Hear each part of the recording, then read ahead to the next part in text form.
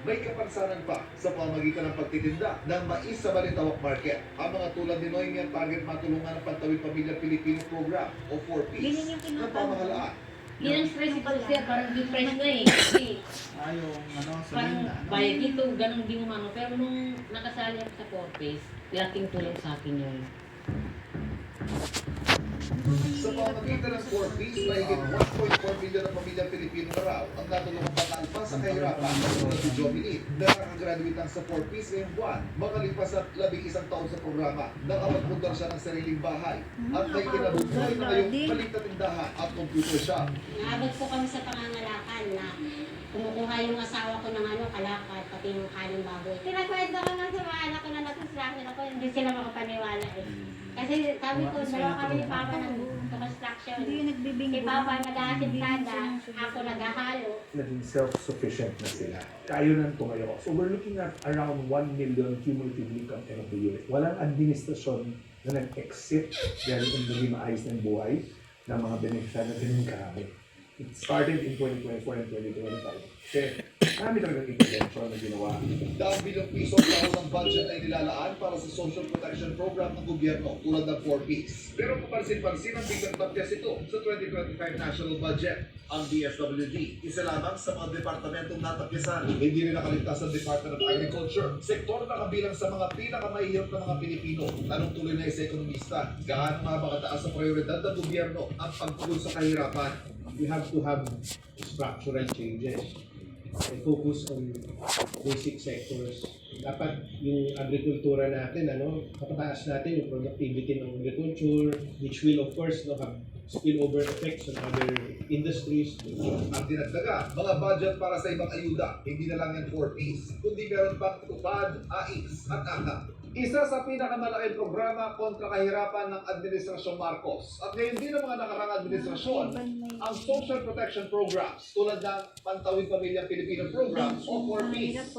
Pero lagi may puna sa programa. Una, hindi daw ba sinasanay na lang natin ang mga mahihirap sa ayuda? At hindi raw kaya ito nagagamit sa pamumulitika. Let's face it, it's being used for political patronage. People out of frustration want immediate relief, and politicians parang siya use that free advertisement na to yun. pay. Hindi bilang ayuda, kundi bilang pamumuhunan sa taong bayan. Yan mga yan, naging members ng productive workforce. Then, babawas ang babawas ng system ng kahirapan. The nation will move along. Batay sa Philippine Development Program ng administrasyon, target na yung upper middle income ng bansa ngayong taon. Pero kung sa Pilipinas, sa aspero nito, $4,470 ang gross national income ng bansa. Natubas ng kita 21,232 pesos kada buwan ng kada Pilipino. Hindi yan umabot sa $4,496 sa target na itinaklaan ng bansa. Natubas ng kita 21,356 kada buwan ng bawat isang Pilipino. Gross national income ang kabuang kinita ng mga residential negosyo sa isang bansa. Ang pambansang utang nasa halos 7 trillion pesos na at sa halip na bumaba sa target na 60% ng GDP ngayong taon, lalo pang tumaas sa 62%. Sa kabilang banda, ibinibigay ng bansa ang 5.7% ng gross domestic Saturday na ng Condino, pangalawang pinakamataas sa ASEAN. Pero sa kabila ng mga ibinibitang numero, Para kasi hindi sila yung Monday mo.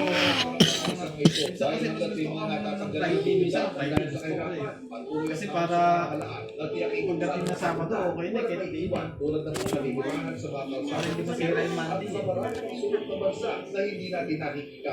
Hindi pwede na umaakyat ang ekonomiya, may sektor o may bahagi ng ating lipunan na hindi mabibigayaan yung direksyon ng presidente, walang maiiwanan. We're growing macro number yan. But do we see really remarkable improvements sa buhay ng average na Pilipino? Or do we still see, yung middle class is struggling pa rin ba yan? Pay of bills, people seem to find it hard to make ends meet. That goes to show, that we have a long way to go. Tapos sa dulo may maliit na message. Kung di Para pa sa GMA nasusunod ka na Integrated basa, News, kahit Ivan Mili bumuli na ka. nakatutok, 24 oras. Away na naman to Bakit pa. kaya nagsitayuan ang buhok ng ilang pasyal sa Binondo? Kuya Kim, ano lang? Dito lang. Sa 24 oras. May party pa. Kahit bumuli.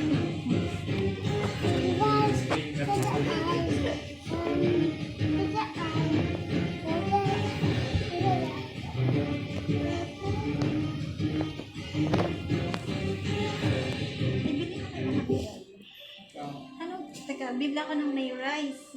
Ano na yun? Tatlo yung chicken nun. Ano yung hiyo?